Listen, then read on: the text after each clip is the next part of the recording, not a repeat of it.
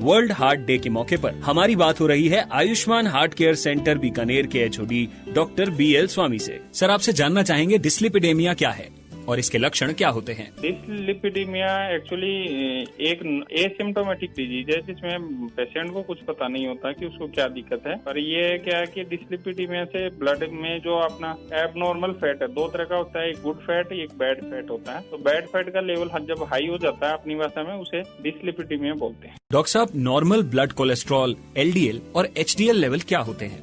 Normal level से इनके सबके कोलेस्ट्रॉल का नॉर्मल लेवल अपना 125 से 200 तक मानते हैं, पर अगर 240 से ज्यादा हो जाता तो उसे हाई बोलते हैं। LDL लेवल भी 100 से बिलो नॉर्मल मानते हैं, पर अगर किसी का 160 से बहुत चला जाता है तो उसका ट्रीटमेंट करना पड़ता है। पर अगर कोई डायबिटिक पेशेंट है या उसकी किसी की एज 40 साल से ज्यादा है तो या कोई और रिस्क फैक्टर है तो उसको हमारा थ्रेशोल्ड थोड़ा लो आ जाता है, 140 तक भी हमें उसको ट्रीट करना पड़ता है। दूसरा HDL का लेवल है, वो यूजुअली HDL एक गुड कोलेस्ट्रॉल होता है।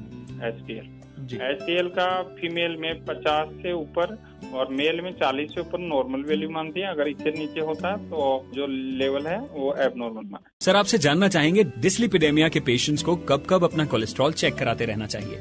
इसके पेशेंट्स को एक्चुअली हमें पहले ये देखना होता है कि रिस्क फैक्टर है कि नहीं है। कोई डायबिटीज है, थायराइड है, कोई किडनी डिजीज है, कोई स्मोकिंग करता है या कोई फैमिलियल है। अगर उस पेशेंट अगर रिस्क फैक्टर पे है तो उसका तो एवरी 3 मंथ उसको चेक कराना पड़ेगा। डॉक्टर साहब, कोलेस्ट्रॉल को हेल्दी रेंज में रखने के लिए पेशेंट को अपने लाइफस्टाइल जैसे डाइट और एक्सरसाइज में कौन से चेंजेस करने चाहिए? हेल्दी रेंज के लिए एक तो हमें लाइफस्टाइल में जैसे रिस्क फैक्टर है स्मोकिंग, अल्कोहल, और इसके साथ में जो ये अपने जंक फूड है, स्वीट्स हैं, ये हमें कंट्रोल करना चाहिए। उसके अलावा हमें हफ्ता में at least 5 days 30 minute per day के हिसाब से एक्सरसाइज करनी चाहिए। At least 150 minute in a week moderate exercise करनी चाहिए। हेल्दी डाइट में हमारे जो घर के प्रोडक्ट्स हैं जिसमें हमें आलू, चावल, ये अनहेल्दी फूड्स होते हैं। जो भी स्वीट्स होती हैं वो भी अनहेल्दी फूड्स में आते हैं। फास्ट फूड्स हैं, कोल्ड ड्रिंक्स हैं, ये सब अनहेल्दी फूड्स होते हैं। बाकी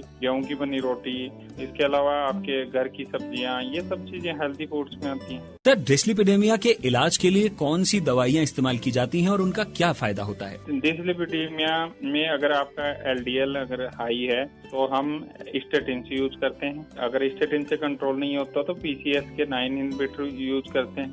वो इंजेक्टेबल में आते हैं, उनका टेबलेट से नहीं आते हैं। और इसके अलावा अगर आपका हाइपर ट्राइग्लिसरीडीमिया है तो उसके लिए अलग फिनोफाइब्रेट यूज करते हैं या लाइपोग्लिन एक टेबलेट आती है।